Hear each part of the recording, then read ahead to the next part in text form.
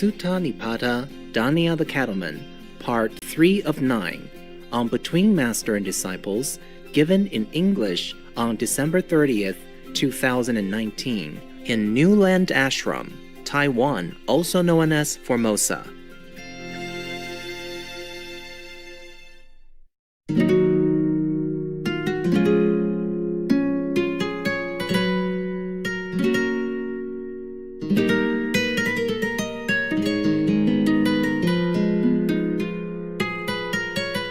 Now, this is a comparison between the Buddha and the cattleman, the rancher. It's not explained here how this comparison came about.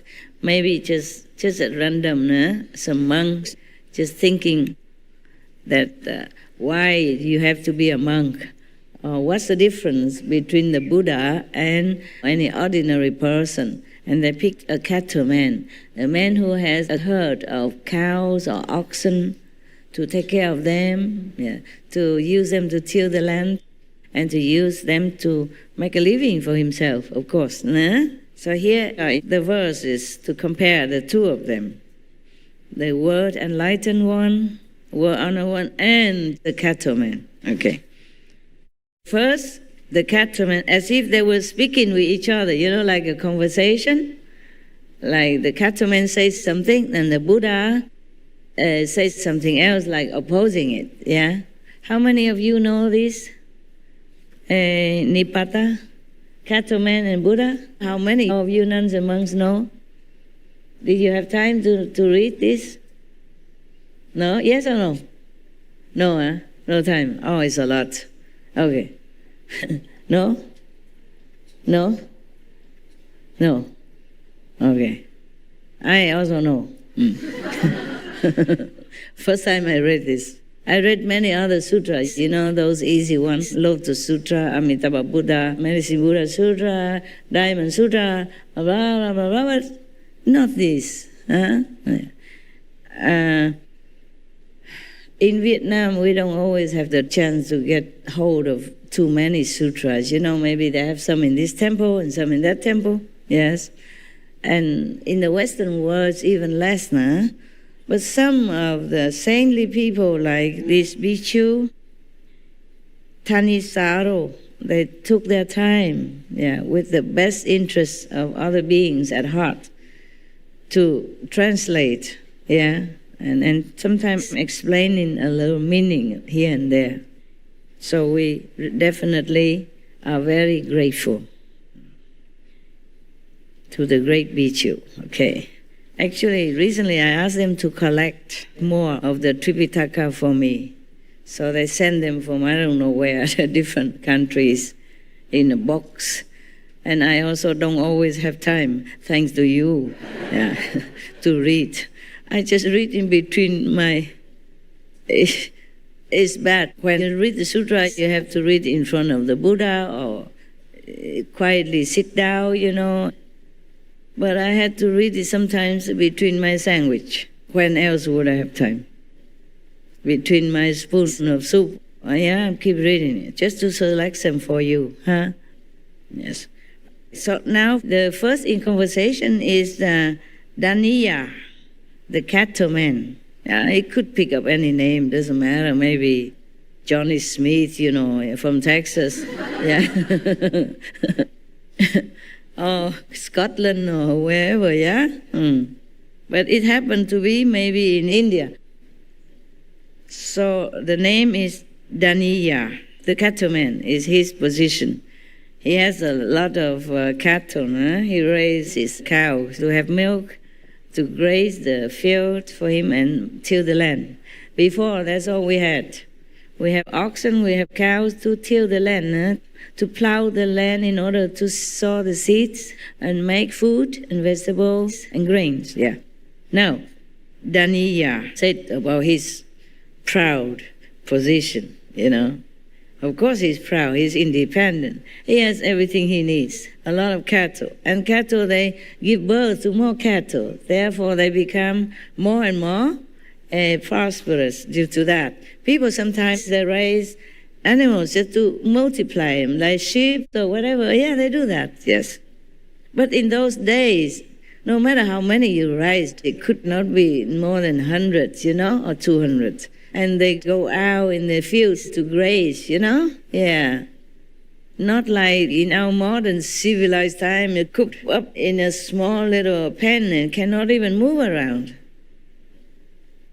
And force them to give milk or have babies until they could stand no more and even have broken bones and stomachs falling out. Oh, God. I am sure many people who eat meat and drink milk or things, they do not know this. Otherwise, they would not want to. That's why it's our duty to spread the news, tell them to watch Cowspiracy, Earthlings, Dominion, these kinds of films to awaken their compassion and tell the truth, okay? So they know the truth. They will stop it. And that's how people are more and more vegan nowadays, because they are exposed more and more to the truth. They're truly poor people. They know nothing. This is the work of the Maya, to make people know nothing. And then they commit sin and then torture them. Like yesterday, your sister say she went to hell and saw some of the hell punishments, like people who eat meat or anything to do with meat, they will be ground, just like the way the beef is ground on our land, with a big machine coming from nowhere. You remember yesterday? These are true things. Actually, it's not just her who knows about hell. Aren't you glad you're vegan now? Yes. Thank your master, no? No, thanks to all the masters who told you this, and you didn't listen until I came along. I say the same thing. I didn't say anything new, but you changed, and you didn't listen to the Buddha. Buddha also taught to be vegan, make peace. No, Jesus taught the same. All masters taught the same. Why did you have to wait for me to come spoon feed you? And oh, correct, master. We vegan. Go be vegan now. Sorry, it's a calendar comes out by itself. Otherwise, I could read very fast again. I finished. And then I could go.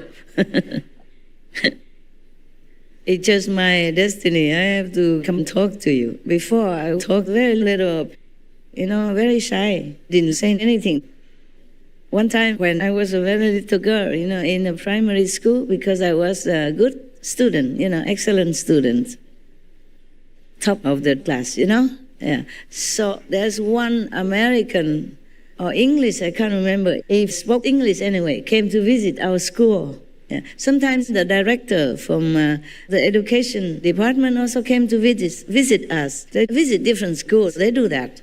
And then that day, one of the directors of the education department came to visit us and brought along one English-speaking Westerner. Yeah. And he came and asked me, how are you?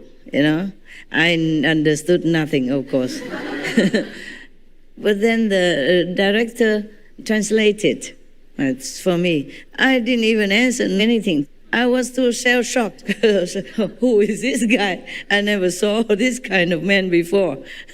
All I saw in my district was just cows, the cow herds, farmers, my parents, my sister. I never saw a Westerner before. So I was just shocked and just standing there, saying nothing. Didn't answer at all. And they kept repeating again, and didn't answer at all. Well, that's shy, okay? So shy, so shy. But I was always taken out of my shell to be introduced and even lent to another school to sing for that school, as if nobody else in the world knew how to sing. Oh, terrible. Yeah, I didn't sing all that well. I don't know why they kept borrowing me. Yeah. And I sing all right, but if you ask me anything, I didn't know how to answer. Yeah. No, so shy, And also, after being married, I never spoke much. Yeah. I told you already, I sat there listening to my ex's conversation with everybody else, and I wish I could speak some. some part like that, not the whole thing maybe, but a little part. I just could not say anything. I didn't know what to say. Yeah. And sometimes when I'm wrongly accused, I also don't know how to clear my name. I just take it. Even when I was in an ashram in India already and got some tiny enlightenment already. There was one time we were sitting, eating breakfast. Rarely that I could have some. Because sometimes they ate a lot, they ate all of it. When I came, it was done, you know. It's only something they didn't like left over, maybe a little bit of salad or some uncooked bread or something. Half-baked chapati or what. So we were eating somehow. That day I was lucky, you know, the cook was there and there were two Westerners with me. One was working together with me to help the master in that ashram, and another one was visiting disciples, of course, and we were sitting there and eating some chapati. Oh, it was delicious, always delicious. I was always hungry.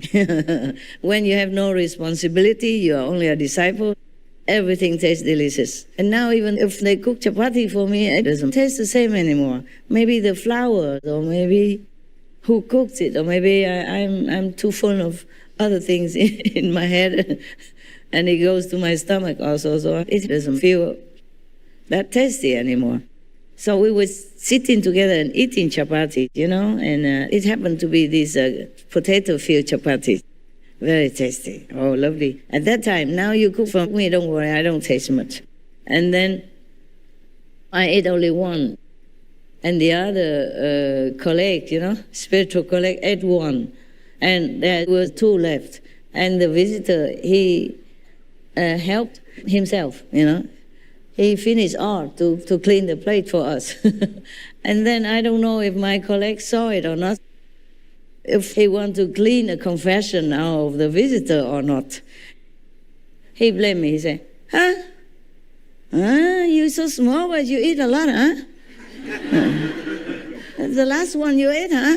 And I didn't know how to defend myself. I could have said, no, I didn't, but I didn't say anything. And in my mind, I was thinking, I don't want to embarrass the visitor. So I kept quiet. Zip. Yes. That's another time. In India and in New York, I was staying in a temple. I don't know if I told you all this before. Maybe I did. Pretend you didn't hear. I forgot. Forgive the old woman's memory. So one time, there was another female who lived in that temple at that time. She was a former nun from another temple, and then she disrobed herself, and she came and stayed in this temple with me, yeah, with the master, of course. And then she sometimes cooked for us, and etc., etc. And one time she did something wrong, very wrong. And the master thought it was me, because I was supposed to do that work. I don't remember what. But he blamed me for that. Yeah, and he kind of remonstrated me. And I said nothing. I knew it's her. And she sat next to me. But I said nothing. I always worried that the other would get too embarrassed. Because I knew I didn't do it. So I felt good enough already. Why would I have to make the other feel bad? I wouldn't have felt any better. I already knew I didn't do it. So in my heart, I was clear and happy. So it didn't matter. Why would I have to make another person feel bad? Because that would make me feel better than I already do.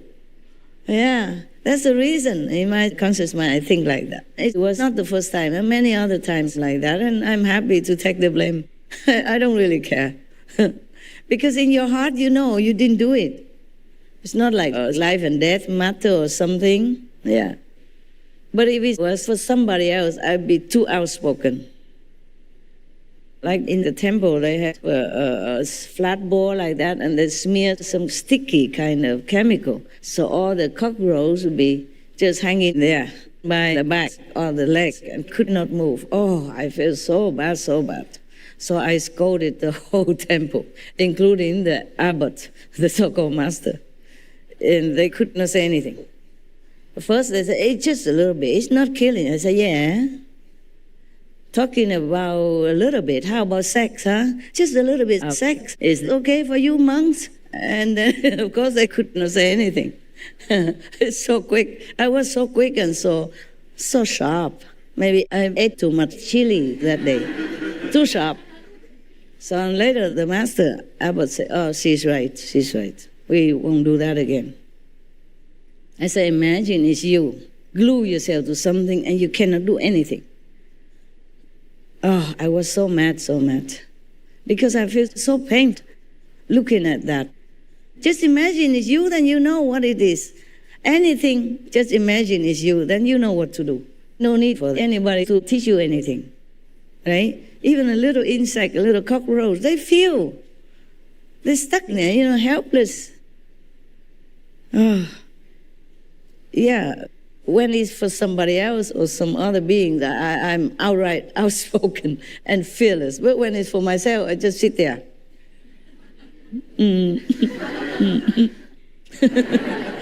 I sometimes wonder why also. Why I was so courageous in some cases and so meek on many other occasions. I wonder myself. Oh, my God, my calendar. Yeah. Now, we really have to go back to India, okay? So the cattleman, he was very proud of what he had and his possessions and his ability to be independent, to take care of himself and his family. Of course, man's pride is there, right? Yeah.